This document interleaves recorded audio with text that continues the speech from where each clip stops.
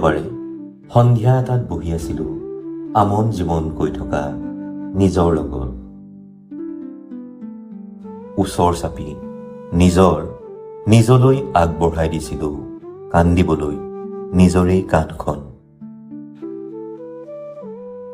দেওবাৰে সন্ধিয়া এটাত আপোনাকো সুধিবলৈ মন আছিল, কিমান দিন হ'ল আপুনিও নিজৰ পৰা নিলগ হোৱা, কিমান দিন নিজৰ বাবে গান নোগোৱা,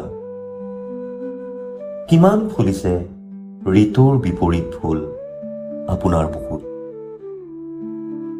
হাঁহি হাঁহি কিজানি আপুনিও ক'লেহেঁতেন, ভালেই আছো, নদীত চাইছো নিজৰ মুখ।